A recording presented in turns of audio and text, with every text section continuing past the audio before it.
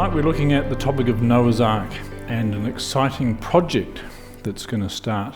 Well, it would have started this year if it wasn't for COVID-19, but we'll talk about that shortly.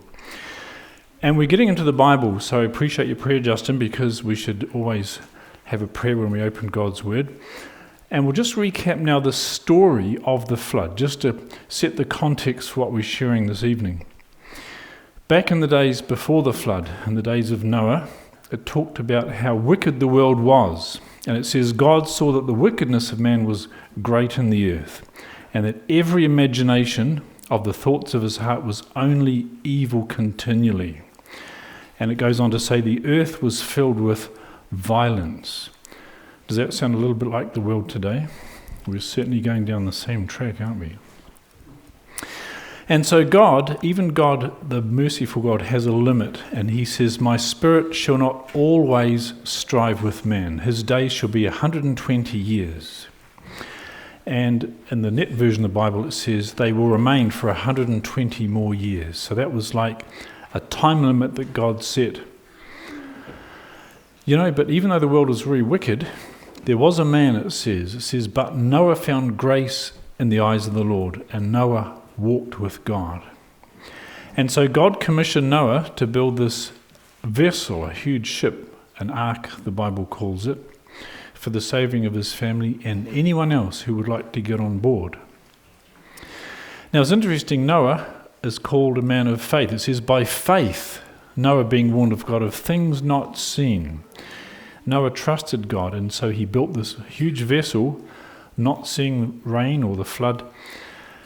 And he was effectively the heir of righteousness, which is by faith. That's another interesting topic. So it says, God waited in the days of Noah while the ark was being prepared. And finally the day came when the animals got on board. And that must have been a wake-up call, surely, to the people outside, seeing the animals getting on board the ark. And Noah had been preaching for all this time, 120 years. And in fact, it calls Noah a preacher of righteousness. And it's interesting, the animals that went on, it says, of the clean beasts, take to thee by sevens, the male and his female, of the beasts that are not clean by two. Anyway, the last day came, the last appeal. And yet the people ignored the warning. And the Lord said unto Noah, come thou and all thy house into the ark, for thee I have seen righteous before me in this generation. And so Noah went on with only his family and all the animals, and then the door shut. And once that door was closed, that was effectively the finish. It's interesting, the Bible says after 7 days. So Noah must have sat on the ark for a whole week after that door closed. And I imagine the people outside thinking, how long is that crazy man going to sit on this boat in the middle of nowhere? But it says after 7 days, all the fountains of the great deep were broken up and the windows of heaven were opened. And so the flood began. And essentially the water rose higher and higher. And there's another whole study we could do on the tectonics of the flood, how the whole earth could be inundated with water. But essentially the Bible says the flood came and destroyed them all. And the waters prevailed exceedingly upon the earth. And it says in the Bible, only Noah and those who were with him in the ark survived. And after floating for more than a year, the ark finally came to rest. And it says, every beast, every creeping thing, every fowl, and whatsoever creepeth upon the earth, after their kinds went forth out of the ark. So that's the story in a nutshell. Do you believe that's a true story? I hear some yeses. If this is a true story, this means that every animal we see, every sheep, every cow, you name it, every dog, has their origins on this boat. And all of us are related back to Noah. That's how significant this story is. What we want to look at tonight is, where is the boat? Can we still find Noah's Ark? So where is Noah's Ark? Now the Bible gives us this clue here in Genesis 8:4. It says, the ark rested upon the mountains of Ararat. And some translations say the mountains of Armenia. If you look up the concordance, that word Armenia and Ararat's the same word. And essentially this is saying the ark came to rest upon one of the mountains of the Kingdom of Armenia, or Urartu as it was called, back in this area here, which covered quite a large portion of Turkey, also into Iran, over into what's called Armenia today, down into Iraq. So quite a large area. So what the Bible was saying is, literally, if you unpack this, the ark came to rest upon one of the mountains of that kingdom, that whole area. Now, people have assumed, well, it must be this one here. See that large one with snow on top? Because that's the highest peak in the area. That's called Mount Ararat. And it's a huge volcano. That mountain peak is a mile higher than Mount Cook, the highest mountain in New Zealand. It's a huge mountain. It looks very much like Mount Ruapehu, actually, as you drive past it. This photo is not taken from the desert road. This is taken in Turkey. And this mountain is a volcano, just like Ruapehu. And evidence indicates it's actually a relatively recent volcano. It's built up progressively over time, since the flood. It probably didn't even exist at the time of the flood. A Turkish geologist I spoke to said if it existed at all in the days of Noah, it would have been very small, and it's built up since that time. And in fact, it's still active. Back in the 1800s, it had an eruption out the side. That huge gorge on the side there is called the Ahura Gorge. That was an eruption that blew out the top. Very similar to what Mount St. Helens. You remember Mount St. Helens had a nice peak on the top and it erupted and blew the top off. Mount Ararat blew the side out in a very similar sort of eruption. So not a good candidate for looking for Noah's Ark. So where is the best site for Noah's Ark? And about 30 kilometres away to the south, this was picked up by an high altitude aerial photographs of this interesting shape in a mud flow. And this drew attention to it. This is back in the 1950s. And a local Turk hired an aircraft when he heard the reports and took these photos. You can see it there. Very interesting, very distinct shape inside this mud flow. Here's a picture you can see like an aerial photo. There's a village here, and there's that shape. And that appeared, they estimate, sometime in the late 1940s after an earthquake. And you can see this mud flow. Clearly the earth has all moved down here, and we'll talk a bit more about that in a second. And this shape appeared. And that's what the high altitude photographs picked up. It appears that it may have landed even higher up in the past and dragged down by the mud flow sometime in ancient history. And these pictures were published in Life magazine in 1960 under the heading Noah's Ark, boat-like form is seen near Ararat. And so the world got to hear about this. And an expedition went there from the United States. Here's some of the pictures in the Life magazine. There's the horses of the expedition. Here's some soldiers, and there's the shape in the background.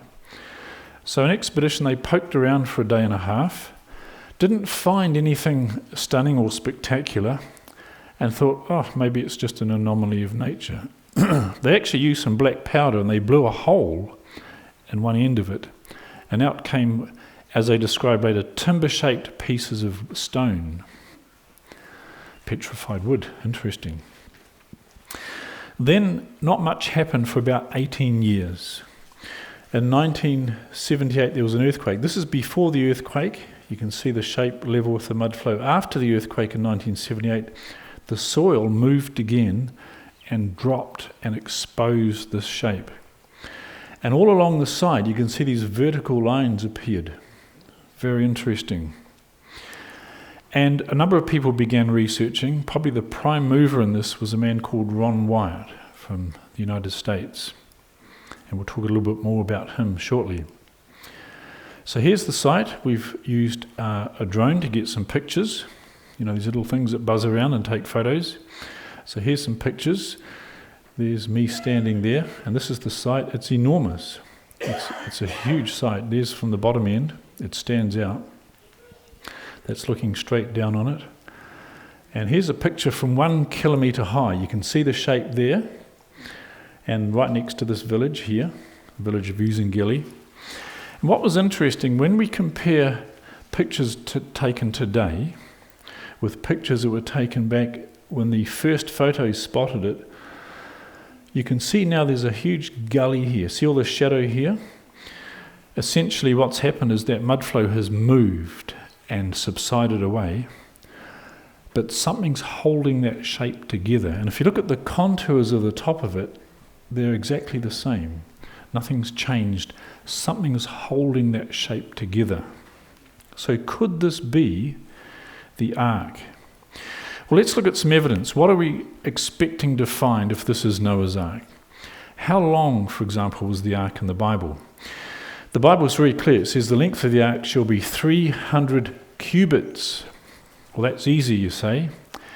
Well, not quite that easy, because the question is, which cubit do you use? There's a whole lot of different cubits. And most people have assumed, well, it must be the Hebrew cubit, which is 18 inches long. However, there's good evidence that cubit was only used in Israel after they came back from the Babylonian captivity. Before that, they used an older cubit, which we today call the Royal Egyptian cubit. And there's good evidence that that was the cubit that Moses would have used when he wrote Genesis. Because this is the quote from Genesis, the ark will be 300 cubits. This was written by Moses, and the Bible tells us in the New Testament that Moses was learned in all the wisdom of the Egyptians. So the cubit that he would have been familiar with was what we today call the Royal Egyptian cubit. And we know exactly how long that is.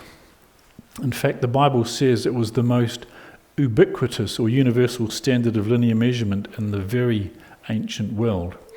And they know exactly how long it is because they find examples in Egyptian tombs. Here's one made of wood, and here's one made of stone. And it's essentially 20.62 inches or 52.4 centimetres long. So if we look at this interesting shape in Turkey and measure it, it's 157.1 metres or 515.5 feet. Guess how many cubits long it is using the cubit that Moses was familiar with? You're right. It happens to be exactly 300 of those. Now, if it wasn't, we could say, well, it can't be Noah's Ark. But the fact is, from end to end, you can do this with a GPS, and there's the coordinates, we've done that. You can use a tape measure. It happens to be 300 of those biblical cubits. Wow. Okay, so it was 300 cubits long. It says the breadth was 50 cubits. Does that match? Well, if you look at the shape of it, it's sort of almond-shaped. But here's a picture at the front. Now, you might notice here, can you follow this? This is where they blew the hole back in the 1950s. But can you see there's a straight line to about here, then it curves away. It's a bit more obvious here. There's a straight line to this point. Can you see that? And then it changes angle. Now, what's interesting, if you measure that width across where the angle changes, that's 300 long, that happens to be 50. So it might have had straight sides at 50 cubit width, and since then, of course, the sides have splayed out like this. And that's why it bulges out this side, for example, and out there. But it appears the width originally was 50 cubits. Now, in the Bible, before the flood, it talks about a man called Tubal-Cain, who was an instructor of brass and iron. And on this site, fossilized or petrified iron artifacts have been found. Ron White, who did much of the research, found this on the site. And here's a close-up picture of that. It appears to be a fossilized or petrified rivet, like they would have bolted the beams of the ship together with these iron rods with these huge rivets at the end. And so if there's metal inside, we should be able to test for that. And my brother here was doing a test using a magnetometer. Now, this is not a science lesson, so don't stress, there's no exam at the end. But does anyone know what a magnetometer is? Don't worry, you don't have to put your hands up. This here, on the back of that plane, is a magnetometer. These are planes used by the Royal New Zealand Air Force. Here's a US Navy one. And what they can do with those is they can find submarines under the water. And they do it like this. The Earth is like a huge magnet. Did you know that? It has a magnetic north pole and a magnetic south pole. That's why a compass needle, if you hold a compass in your hand and the needle is free turning, it'll align itself with the Earth's magnetic field. Does that make sense? Even though we can't feel it or see it, we're in a magnetic field of the Earth. Now, if you have a large metal object like a submarine, for example, that will distort the Earth's magnetic field around it, being a big metal object. And a ship will do the same. Even a shipping container. I was told by a guy who piloted one of these, he said, we can spot a shipping container with our magnetometer from 20,000 feet, a floating shipping container. So they're very sensitive. They can detect anomalies in the Earth's magnetic field by magnetic objects, and that's how they can detect submarines that are under the water. Even if we can't see it, the magnetometer can pick up the distortion around it. So using the magnetometer, we took readings. We did this fairly quickly, the fairly coarse readings, but anyway, this is what it showed up. The lighter the blue shows a higher concentration of metal. And essentially what this is showing is there is metal inside this, particularly at the top end. Now here's some other tests we've done. This is a friend of mine from Norway who brought along a very nice subsurface radar. See the GPS antenna on top so we could track where the readings were being taken. And subsurface radar sends down a pulse of energy in the ground.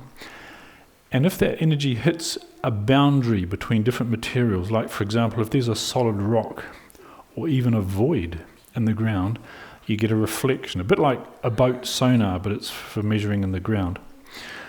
And the results we got back were quite interesting. Here's the shape here. We only had a short time, so we only covered this central area in detail. But this is what it showed. This is the surface level here. And you can see these darkish lines that are vertical. Do you see that? Spaced quite evenly. Do you see these dark vertical lines? Now you ask, what are those? And the answer is, we don't know for 100% certainty. But what this is consistent with what we'd expect to find. The radar's picking up something dense and then something more soft, then something dense, then something more soft. Now Noah's Ark was basically designed to hold lots of animals. If we go back to the Bible, always a good place to start, the Bible says, this is God speaking to Noah, make thee an ark of gopherwood. Rooms shalt thou make in the ark. And that word rooms there, if you look it up in the Hebrew, occurs in the Bible 13 times. It's usually translated nest. In this case, it's translated rooms. And you can understand the concept there. God was telling Noah, make some compartments for animals. Obviously, the ark didn't have a great big open deck for good reasons. If you did that, you wouldn't have many sheep. If you had all the lions and the sheep together, the sheep would disappear after a while if you follow that. So clearly, God had to make separate rooms for the different animals.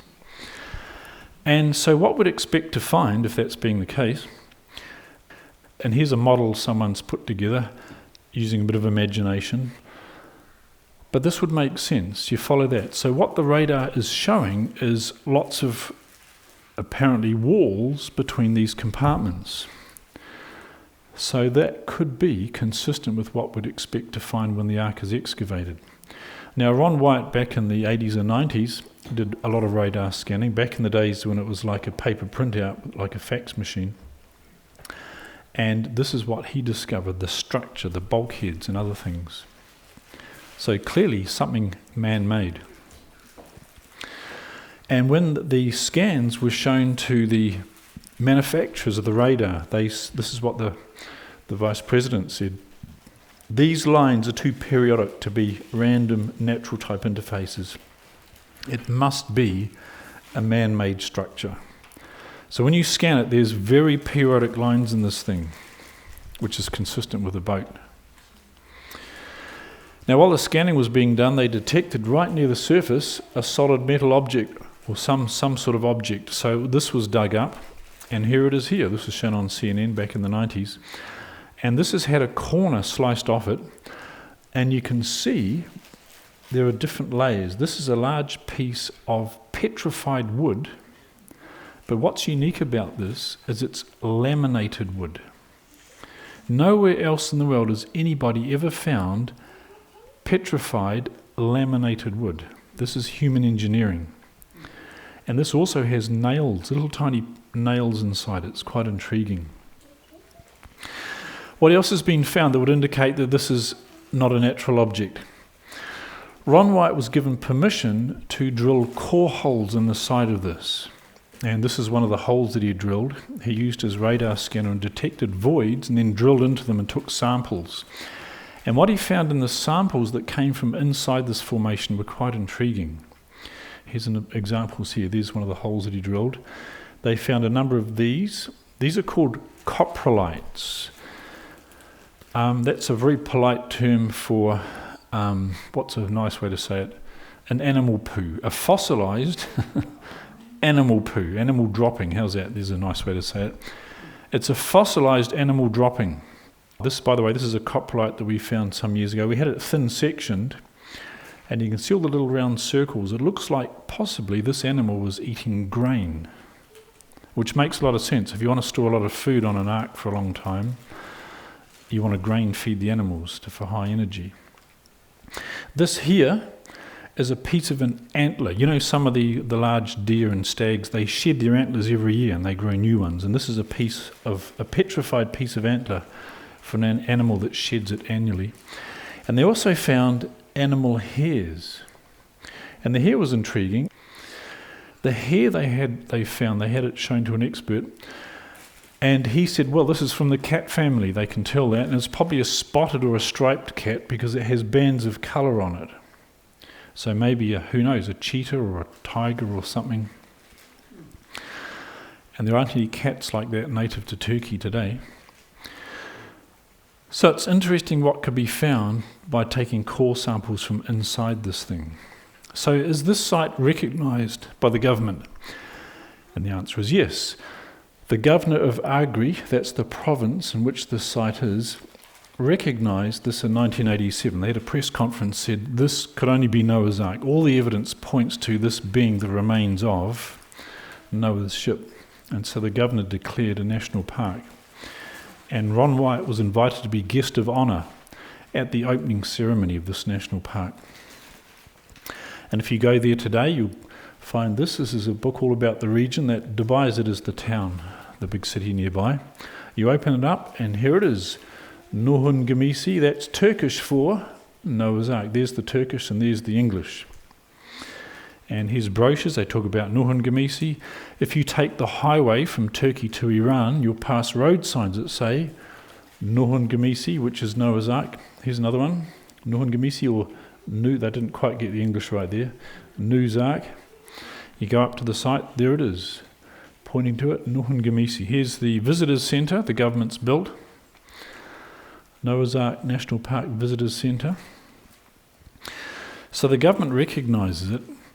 Now the big question is, what happens now? Where do we go with this? Surely if this is Noah's Ark, shouldn't it be excavated? And the answer is yes. People have been trying for years. People have applied to the government. And I'd like to share that finally we think we've made a breakthrough. In fact, we know, and I'll tell you why. A few years ago, I went to visit the new governor of the area, the governor of Agri. And it's this gentleman here, and we explained to him we would love to have the site excavated. And he sat and listened in his office, and at the end of it he said, okay, yes, you can. We thought, whoa, this is fantastic. The thing is, governors don't issue dig permits. It's the Ministry in Ankara, the Ministry of Tourism and Culture, that does that. But having his blessing was a huge step forward. So last year we went to visit this gentleman here. He's a professor of archaeology at Kars University in Turkey, eastern Turkey. And we sat down with him. I went along with this gentleman on the left, my friend John Wiltshire, who's a partner at a law firm. And we spoke with this professor of archaeology, and we explained the whole project to him. We showed him our scans, showed him what had been done, and he was very interested. Now, of course, he knew about the site, but he hadn't seen the evidence of what had been found from the scannings. He'd never seen that before. He said, wow, this is really interesting. He says, I'll tell you what I'll do. I'll apply to Ankara myself, in my position as professor, for permission to scan the site myself. If we get good results from that, I will then apply to Ankara for an excavation permit. And I can invite you to be part of our dig team. I thought, wow, this is fantastic, wonderful. But the best was yet to come. I got an invite about a month later to go to Ankara, and I met this gentleman on the right here. His name's Fikret Yildiz. He's the president of an organisation called 2TAP. You probably never heard of it, but what 2TAP is, it's an organisation that works with the Ministry of Tourism and Culture and the United Nations, UNESCO, to develop World Heritage sites within Turkey. And Fikret works with, this is the Minister of Tourism and Culture here, who runs the ministry that issues dig permits. Because what they want to do is develop various sites across Turkey. Turkey is covered with archaeological sites. It's an archaeologist's, dream place to work in. And they want to develop Noah's Ark. If you look on the far right-hand side here, can you see a little boat there? This is on their radar. And they've been wanting it for a while to do some work on this site. And to cut a long story short, I got an invite to go and talk to them. They're looking for people to work with. And after that short trip, we had a contract which is signed to do work on the site. They even made me part of their organisation. This is the ID card they've given me. And if you go to their website, you'll see I'm their foreign representative for New Zealand. So I was very thankful to be invited to be part of the 2TAP family, so to speak. And we took Fikret, the president, over to see the site. He'd never been there before, and we took him over there, showed him the site, explained all the things, showed him the anchor stones, and we'll talk about that shortly too. And he was thrilled. He said, this needs to be developed. And here we are, standing in front of the site. It's a bit hard to see in the background there. The gentleman on the far left is my friend Murat, who I work through. He's our interpreter, a local guy.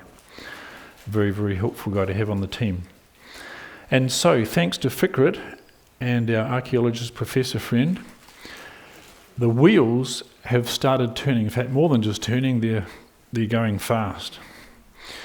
December last year, 2TAP signed an agreement with the largest university in Turkey, Anadolu University. This is our visit there last December last year. Winter time over there, so you can see all the snow on the ground. And this is the gentleman who will appoint the archaeological teams from the university to work on the site. And here's some more of the staff. And so 2TAP has signed an agreement with this university, a protocol between the Anadolu University and 2TAP to excavate the site. This is in the 2TAP office. See the banner in the background? Nuhun Gemisi, Noah's Ark in other words, and they print their magazine. And this is the magazine. You might have seen that on the advertising brochure. There's the site underneath, and there's an artist's impression. Now, to be honest, I don't think the elephants were hanging over the side quite like that, and the giraffe sticking up. That's a bit of artistic license. But anyway, you got the picture there. They're saying this is Noah's Ark. And if you open up the magazine, there's a mugshot of yours truly. And you can see this online. This is all available online if you want to look it up. And so we were planning this year to begin the work on the site, to start digging away to find what we can see. But something came along, something you might have heard of. It's a thing called COVID-19. Have you heard of that? And that put a stop to it, sadly. And even today, if you look at the graphs of numbers, in Turkey today, they're getting over 2,000 new cases every day in Turkey. And so that's really put a halt on things. Here's the letter from Fikret explaining that because of the ongoing coronavirus in the world and in our country, all public institutions of organisations stop their activities. He goes on to say, our wish is that this global distress will come to an end and everything will continue as planned. It is very significant for us to work with you, and we're confident that we will achieve much more successful results. I wish you a happy and healthy day. So basically, thanks to COVID-19, things have sort of been put on hold, but hoping, praying, that things will resolve and we can start the work on this site. Now, things are still ticking over slowly in Turkey. There's been a new governor appointed to Agri. Here he is, and he's actually a close friend of Fikret. Fikret's had more meetings with the Minister of Tourism and Culture about our project. This is back in June. Just the other day, he saw the Minister of the Interior. That's like Department of Internal Affairs in New Zealand. So all the right connections are being made. So, yeah, we just got to hang in there and wait and see. Just getting back to the site for a minute, people ask this question: how could the ark survive the massive waves of the global flood? Have you ever pondered that? And part of the evidence for that is these things. Is anyone familiar with those? Yes. When we showed these to Fikrit, he said, these need to be in a museum. So that's the ultimate goal for these things. But what are these big stones? We think that this is how they worked. Slung underneath the ark, in a configuration like this, it would give it fantastic stability. If the ark tried to roll over, you have a V-shape weight, V-shape rope with weight on the bottom, it would keep it very stable. And down in the foyer, we've got a little model my brother made. You can play around with some lead weights and a rolly thing, and you'll see how it works. Very effective. And I've got a little video clip, it's 10 minutes long, done by National Geographic. They commissioned a British firm, and they did wave tank testing using those stones on a model boat. And it's quite intriguing. Would you like to see that? Okay, and this shows what happens in stormy conditions if you have big stones slung underneath your boat. But how might a ship with these massive proportions handle in violent floodwaters?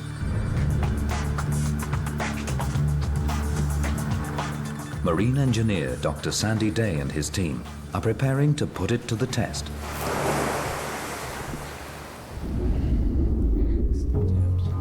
To build a model of the Ark, decide upon a basic design.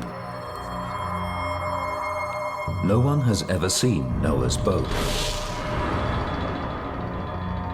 Our concept of the Ark's appearance has been shaped by centuries of religious art.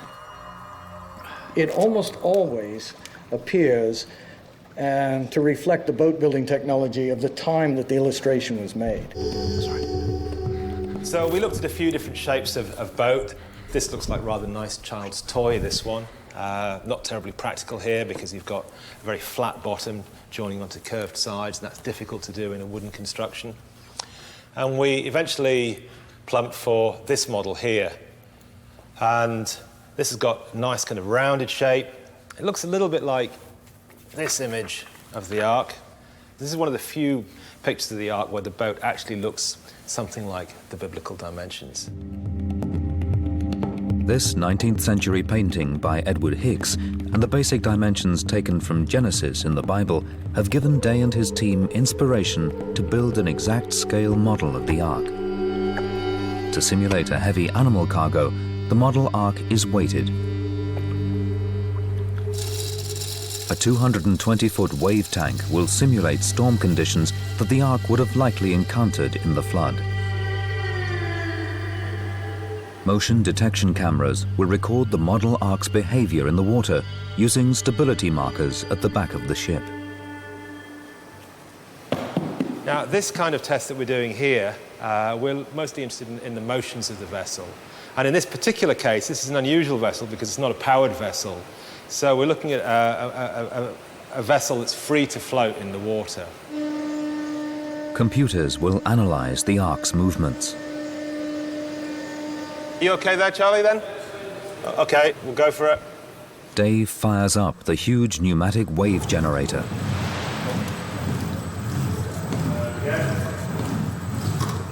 On board, Noah would have had no power to control the direction of his huge ship. And as soon as the waves hit the bow, the Ark quickly swings to the most unstable position. The boat is now taking the full force of the swell, side on. The motion detection camera picks up the degree of movement. This is the image of the balls on the boat, and these are the motions of the vessels, which we're also recording here.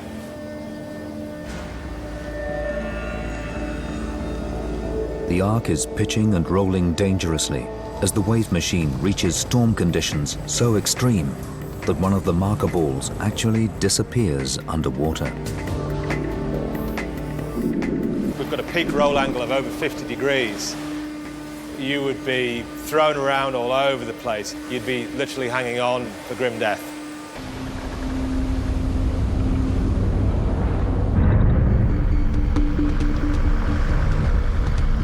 But Ark supporters believe Noah had the technology to stabilize his boat in rough waters. And 13 miles west of the Durapina site, Bowen finds the evidence. In 1977, Ron Wyatt discovered these strange stones.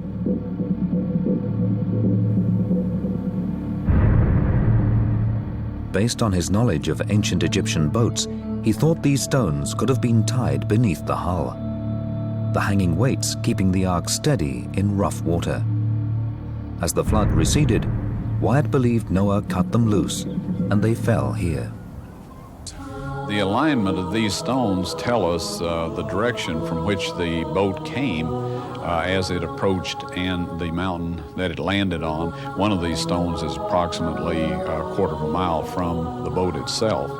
Now, these stones, or this type anchor stone, is a very familiar object to the students of early navigation. They were used by many of the early civilizations, the Phoenicians in particular, and the shores of the Mediterranean and the floor of the Mediterranean is strewn with these stones.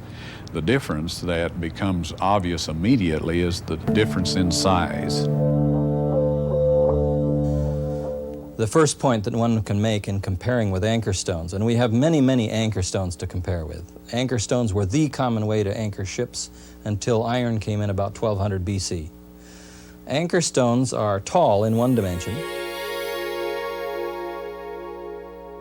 They are thin in another direction, and they have a hole at the top. Now, the other aspect of these stones is their iconography.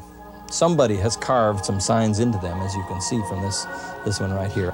The large cross in the center would be Noah. The medium-sized cross to the right and below would represent Noah's wife. 3 of the crosses up one side, above the arm of the cross, the major cross, would represent Noah's sons. The other 3 crosses up the other side would represent the wives of Noah's sons. There's exactly 8 crosses. There are 8 people in the flood story, and these are engraved upon stones that look very much like anchor type of stones.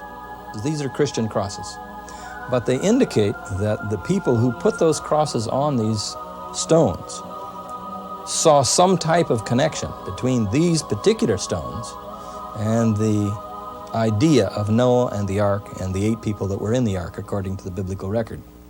Now, these stones are very unusual and irregular in that they are not near any normal natural body of water. It seems evident to me that somebody either wanted to depict something like an anchor stone or actually used an anchor stone in this area. And yet the nearest bodies of water are 75 miles to the southwest and 100 miles to the north. No normal, natural, reasonable explanation for why anchor stones would be used in this particular area. What we believe happened with these stones here, as the ship would roll and pitch, this would swing back and forth and up a little bit as the ship would pitch and roll, similar to a shock absorber in your car. And it's slowing down that momentum that would be created from that. So quite amazing that Noah's Ark would use that kind of technology.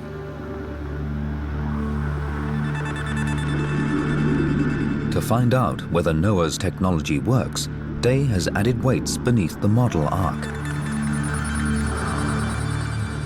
This time, he's programmed in even bigger waves.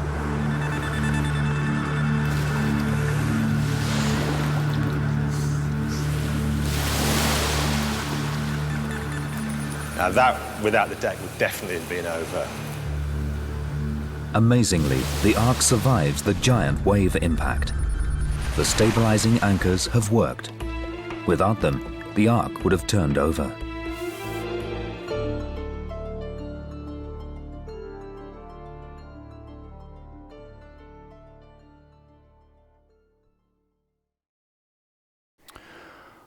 Okie dokie. Well, did you get the picture? That was done by National Geographic Commission, that documentary. That's just a small portion of it. So bottom line is, That would have given great stability to the ark. Now, just to wrap up with what's happening still at the moment, the project office is under construction. Here's a few pictures my friend has sent me back in June. They're building the walls. These are going to be the administrative offices for the project, 2 rooms with some toilets and bathroom. So these are under construction. There's the steps going up to it and the steps being paved. So here's how it looks at the moment. So we've got to put some furniture in yet. So that's where that's going. Just to wrap up, what could we expect to find when the site is excavated? Would you like to know? Well, based on what was found when they did the core drillings, when Ron White did the core drillings, and they found animal hairs and fossilised droppings, and knowing the fact that the radar seems to indicate compartments, what that means is this, and here's a picture of the site. You can see how enormous this site is. It's huge. There's people standing there. What that would indicate is within a given pair of walls, partitions, when it's excavated, we can discern, yes, there used to be a wall here, depends on what condition it's in, and within this compartment we might find, pick an animal, gorilla hairs and gorilla droppings. And in the next compartment you might find, think of an animal, giraffe hairs and giraffe droppings. Do you get the idea? Because that's obviously the evidence that's left behind. And so you could ultimately draw up a zoo plan. Do you know what I'm saying?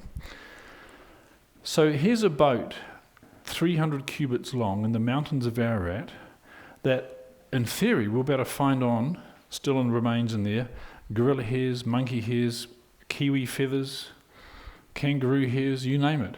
All the animals we see in the world today, all the types, all the species, not the species but the kinds, the types, you will find on board this. Do you think that would be compelling evidence to share with the world? Do you think that might make some people go, wow, let's take the story more seriously? That's the kind of evidence we're expecting to find based on the core drillings and radar scans to date. So there we go. Any questions that I can answer? Yes, we have a hand here. Just getting back to that ark, Ross. Yes. From a farmer's point of view, the volume of feed you need to feed a boatload of animals like that, the hay, the meat to feed your carnivores, how do you think you went about that? Well, I'll tell you, that's a good question, a very good question. Have you heard of ministries like Answers in Genesis and Creation Ministries? They address that issue because that is a very good one. And according to estimates they've done, with a boat that size, because it's huge, it's as big as a battleship, and they say the average size of animals, if you allow for if you had juvenile ones, like you wouldn't take full-grown elephants, you take, robust young ones on board, the average size is about the size of a small lamb, I guess, or sheep. That's the average size. And you had 3 decks on this boat. So one of the questions they ask in these articles is, what did Noah do with all the spare room? Sounds crazy, but there would have been a lot of room left over. And how God worked it, we're not exactly sure, but there certainly seems to be enough room.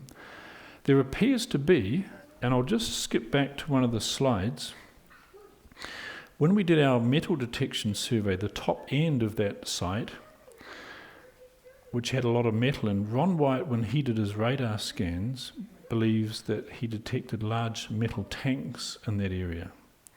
Here's the scans that we did. There's the outline of the shape. And there's a big concentration of iron up here.